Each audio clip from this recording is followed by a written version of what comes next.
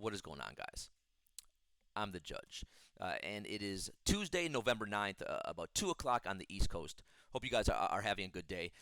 I wanted to do a video that I think is a pretty important one right now, and just one that would kind of take stock of where TopShot currently is and discuss some of the frustration, the concern, the disappointment, some of the anger that a lot of you guys are feeling right now on the platform that we all love, and talk about how we got here because this is the start of the NBA season has just happened, the start of S3, and we all thought this would be the time when it's going to be a super, it's a great time to be on Top Shot, and very exciting time, and kind of the polar opposite has happened here.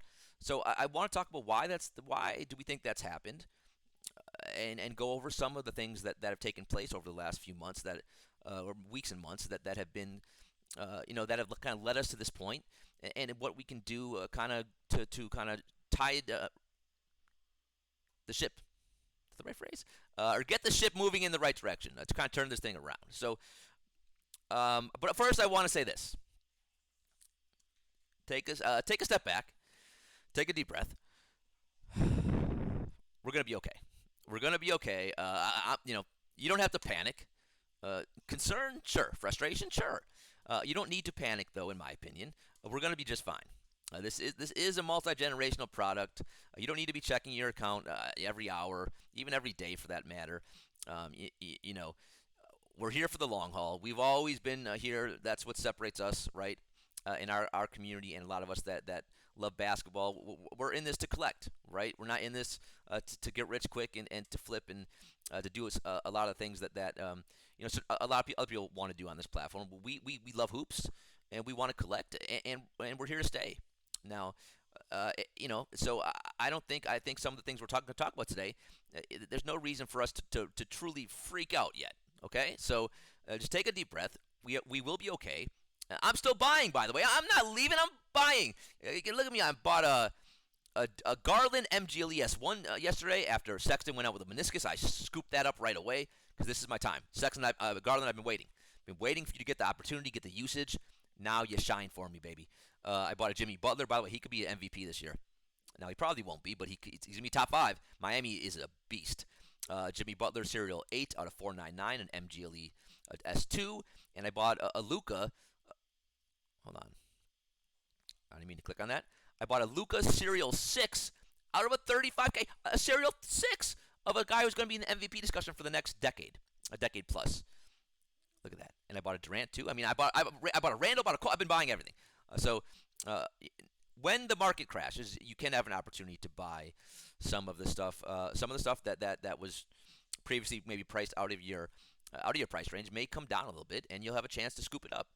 So again, take advantage of when the market is in this situation. Be smart financially, right? You got to be smart with what you're buying because it's super hard to sell right now. But you still can get right now. You can get some really great deals. So hopefully in the future video we can talk a little bit about what you should look to target right now, because it is hard to figure out what's a good deal when the market is crashing and going down and down each day.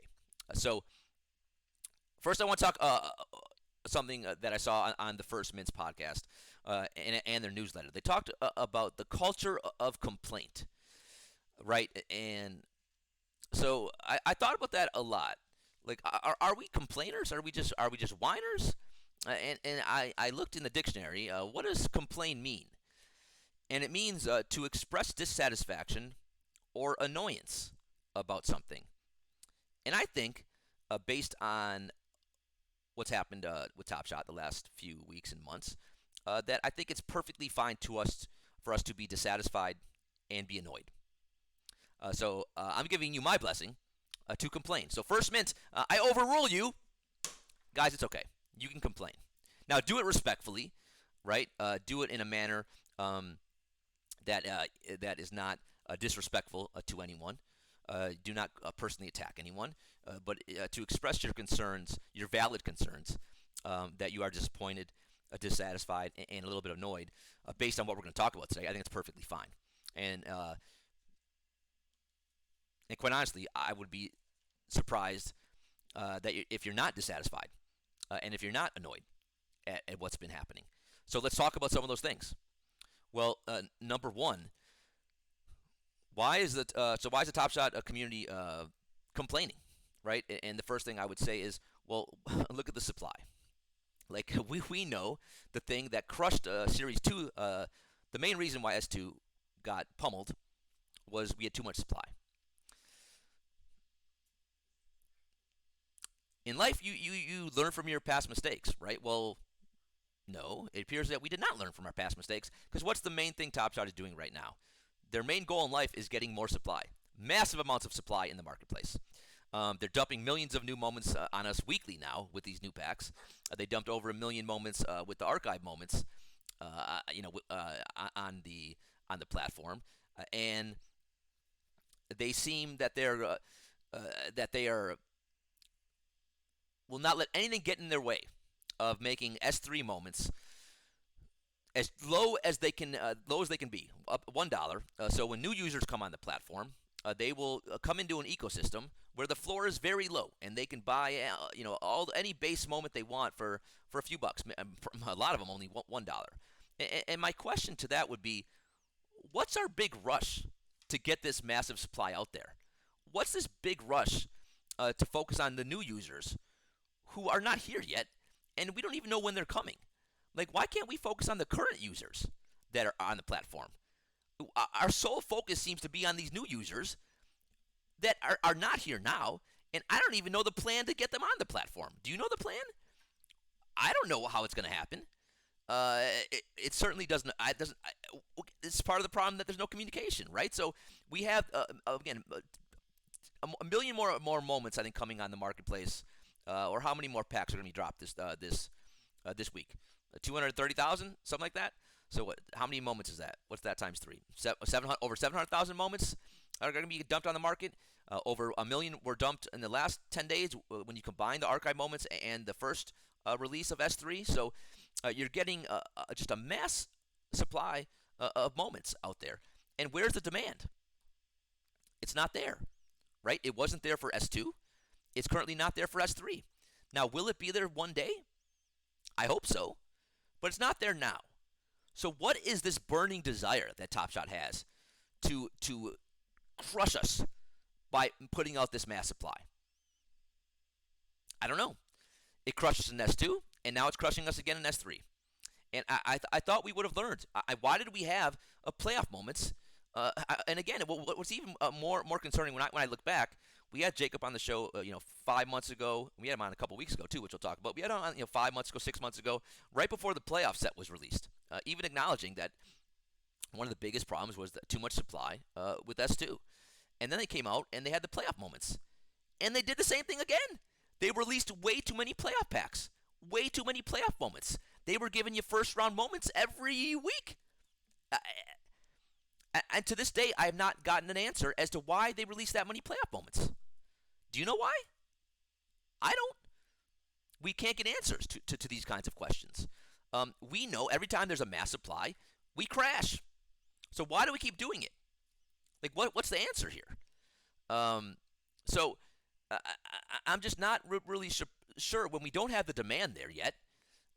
Why are we so gung-ho about, okay, we need these new users to be happy when they come on the platform. We need to get the supply, we need to have the floor as low as we can for these commons. And we also need to make commons worthless. We want commons to be worth nothing. Why? Why do we have to have commons be worth nothing? And if that's the case, why do we have to do that in Series 3 when we're not there yet? We're not there yet. So why are we trying to rush when we clearly have a long ways to go on this platform? So that's kind of the first thing that stands out to me. The number two would be, so we had archive moments, right? And archive moments were really cool. I was so looking forward to the Run It Back series, right, 05, 06, the Run It Back set. That was my Christmas. When they said it was going to be 05, 06, that's when Wade won the title. Wade's, my second favorite player of all time. I could not have been more excited about that Run It Back set. And again, they told us the archive moments we're also going to be accompany the running backs when we'll release those at the similar times, because we know everyone can't get the rare running backpacks, so we don't want to exclude anyone. We want those people to be able that cannot get a rare running backpack to be able to get an archive pack, an archive moments. And that makes sense, right? That was pretty cool. So, if you're not fortunate enough to be one of the few who get a rare running backpack, you can still get some of these really great players that you may have loved when you were watched growing up many years ago from 05, 06, and from that set, and you'll get it in an archive moment, in a base moment, a common moment. Well, okay, so what happened? Well, they gave everyone a rare run-up backpack. Everyone. 97% who got in prior to Q1 got a rare run-up backpack. 87% who were in prior to Q2 got a rare run-up backpack. And 25% in the general queue, which only needed a collector score of 100 to get in there, got a rare run-up backpack. There was nothing rare about that pack. So why was there the need to have archive moments? The sole reason you had archive moments was because everyone couldn't get a rare run-up backpack, but then you gave everyone a rare run-up backpack. So, and now we have a massive amount of moments in these archive moments, which have crashed, not surprisingly. The rare run-up backs have crashed, not surprisingly, because there's too many of both. Why? Again, it goes to the supply issue. What? I don't understand it. What was the rationale here? We didn't need the archive moments if you're going to give everyone the rare run-up backpacks. We certainly didn't need that many archive moments. We certainly didn't need that many rare run-up backpacks and that many players.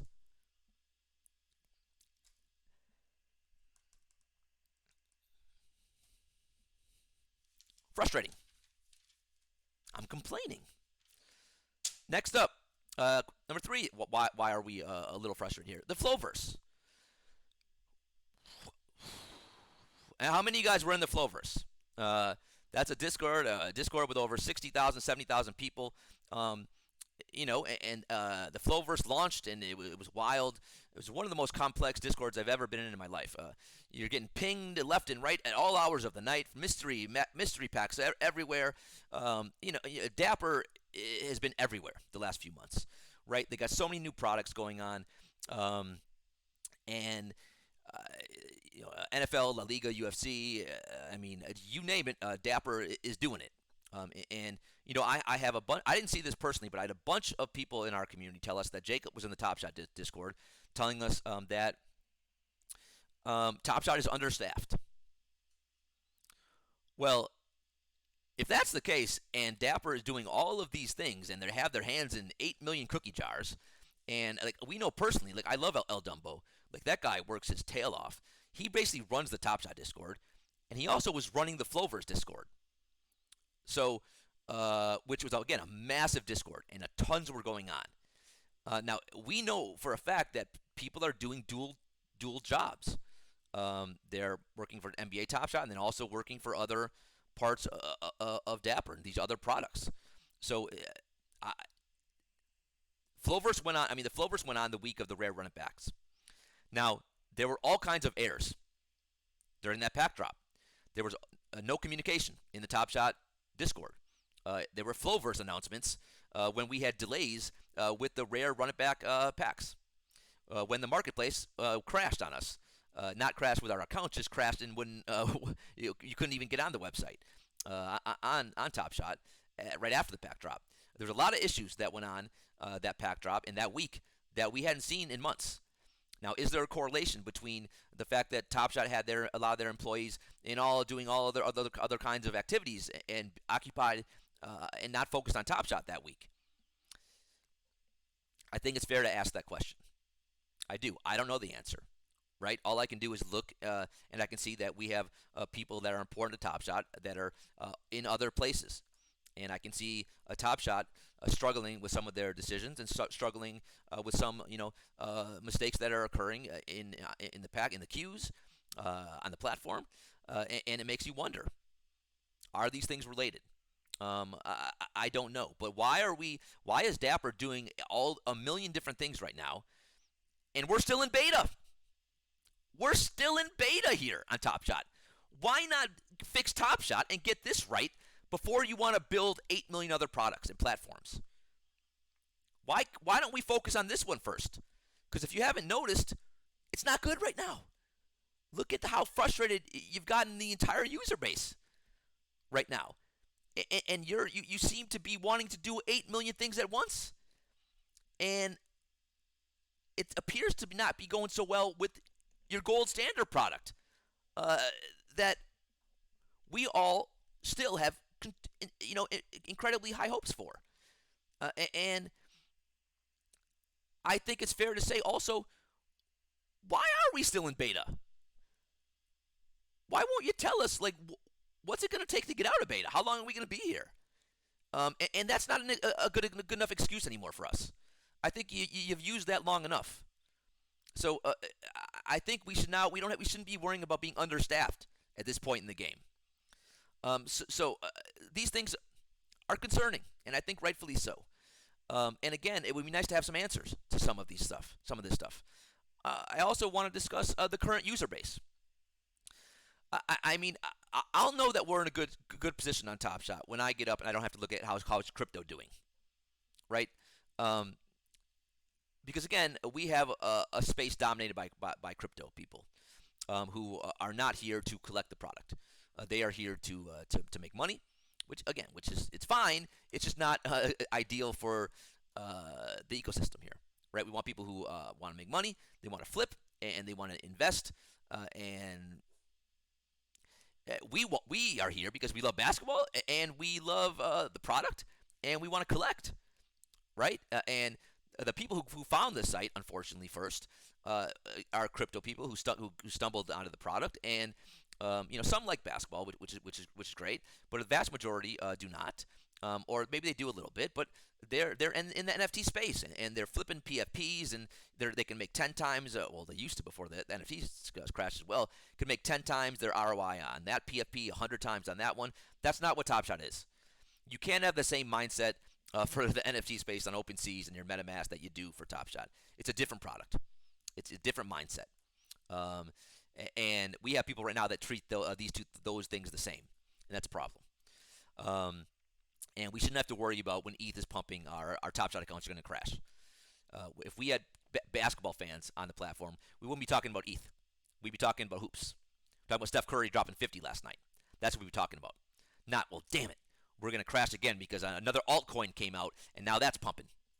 Right? We got to get our priorities straight. We got to get this user base fixed. We got to get, again, we have to start marketing. I know you guys don't, TopShot doesn't like when we say the word marketing, but where is it? When's it coming? Because we could use it. We could, again, we stated months and months ago that the only real way to pump is getting NBA fans on the platform. So even when we pumped in August, I said, and a lot of other people said, well, actually, I don't even know if anyone else said it, but I would think other people said it, hopefully, that we will probably crash again because it's the same user base. So they crushed us once. They're going to do it again. And they have, right? A lot of the OGs, and this moves on to the next point. A lot of the OGs and early adopters, again, they got in and they were able to buy their moments at such a cheap price that they can sell at any price and still make a fortune. So when you have a Luka debut that is worth $3,500, and Library puts it at $2,500 because he bought it for $10, $15, and he has 78 of them, that has a ripple effect. Suddenly now it's not $3,500, the floor is $2,500, and then people panic because that's what they do in this space. They undercut then, right? And suddenly now Luka is $2,500, $2,400, $2,300, a snowball effect, and suddenly Luka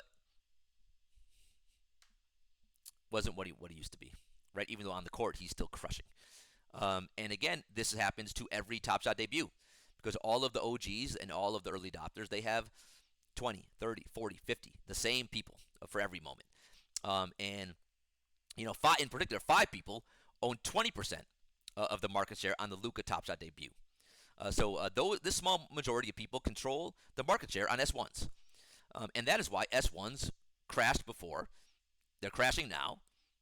And until we get this issue resolved, they'll crash again. And when I asked Jacob if he's concerned about this, he said no.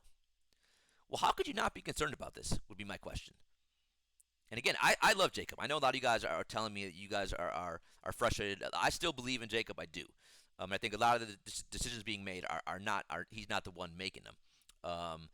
But he's a part of the team, right? And I think when he tells me that's not a problem, if you don't admit a problem, then we can't even address it. So you got to first admit there's a problem before we can move on. Okay, well, let's talk about things that we can do to address the situation that a very few own the market share on all these moments. And maybe there's not much we can do, but I at least would like to have a conversation. But if you don't even admit it's a problem, then we can't even get to the next part, which is let's discuss how to resolve this. What can we do to still make people want to buy some of these epic moments and some of the best moments on the site when so few control the market share on all of them, and we just can't compete with that because they bought it for so cheap and they can put it at any price they want. And this is, again, it's not a shot at any of the people who got in early and who are able to do this, because I understand why they would sell, right? Like, it makes sense. If they know the TopShot moments is going to keep going down every day, which it currently is going to, why wouldn't they sell? Why, So it's an issue of how do we address this issue? And there's nothing in place to even talk about it because it's not even a problem to TopShot. But I think it's a problem. And I would like to have intelligent conversations about how we can address some of these things. And, next up, another issue is the rakeback. And the rakeback, for me, it's not even about the rakeback anymore.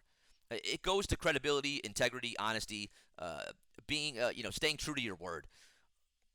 Look, you told us the rakeback's coming. Roham told us, Jacob told us, numerous people told us.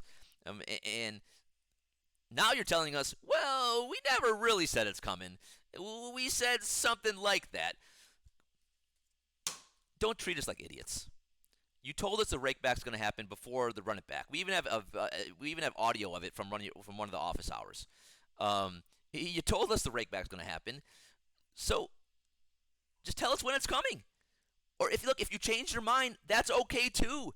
Tell us, you know what, we thought about it, we did research, and based on XYZ, we're not going to do the rakeback. But don't play this semantics game with us. Don't treat us like infants and children, right? Because you told us the rakeback's going to happen. And also, it's needed right now. It's needed to get this economy and get this market back on track. And I'm not sure why you wouldn't just come through here. You're making a killing with these packs right now. You're making a fortune. And also, this would reward your current user base, which, again, you seem to refuse to want to do. Why? It's so important to you to focus on these new users. How about you focus on us? Focus on the people that got crushed in the first time we crashed from March to August. Because now we're getting crushed again. And yet you don't really seem to care. There's no one out there really from the Dapper team talking about it. And this rakeback, it's more than just about helping us out and getting our accounts with some Dapper that we can buy and spend on the marketplace. It's about being honoring your word, and can we trust you moving forward? And another thing, where's the communication? Like, I've now done over 700 hours of content, maybe over 750 now, if not more. And it's a problem that I don't know who to have on my show from Dapper who's going to be able to talk to me and have an honest discussion.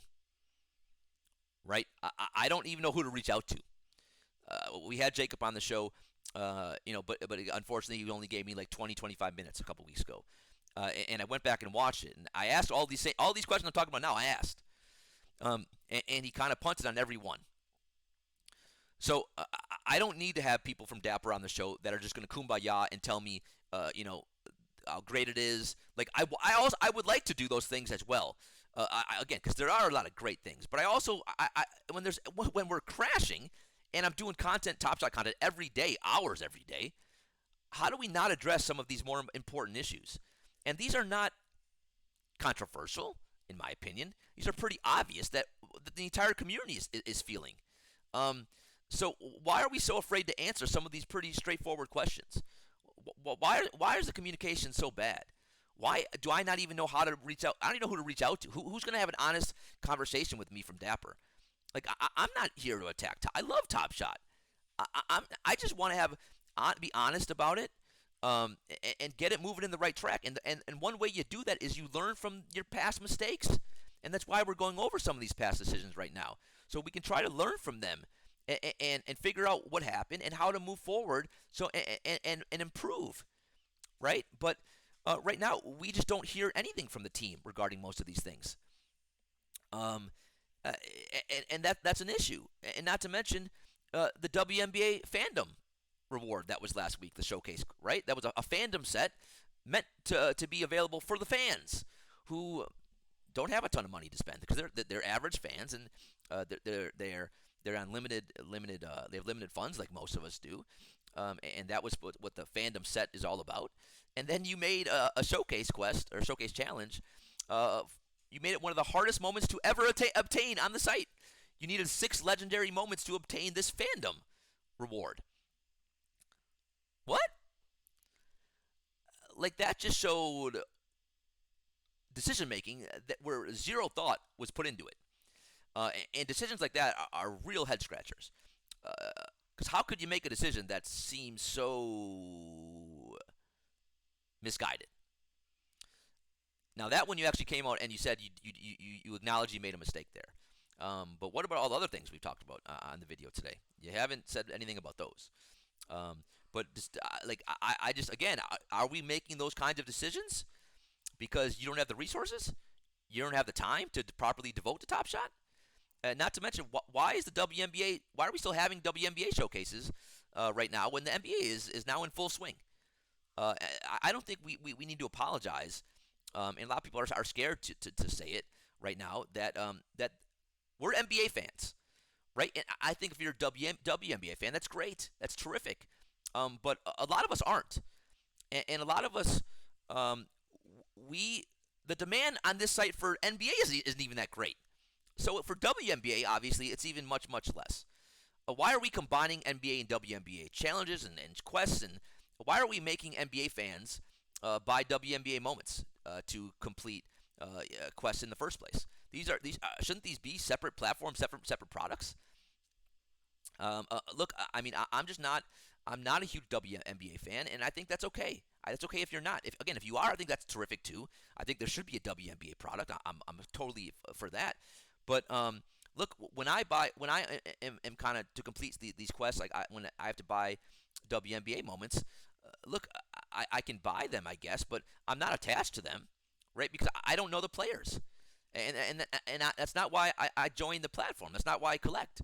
I collect because I love the NBA and I love watching the games and I love watching my favorite players and collecting them. And so I think right now you're pulling some people away from the platform by continuing to have WNBA, focusing on WNBA when we're already full swing in the NBA. Not to mention utility. Do we have any new information about that? No. Where's Hardcourt? Do we have any information regarding what's going to happen with that? No. Office hours. At least you used to talk to us a little bit in office hours. Do we have any communication regarding office hours or why that went away? No. So you take all these things and you combine them, and you can see why. Got a lot of notes. Why we have the culture of complaint. Why we may express some dissatisfaction or have some annoyance about TopShot right now, and I think rightfully so. Um,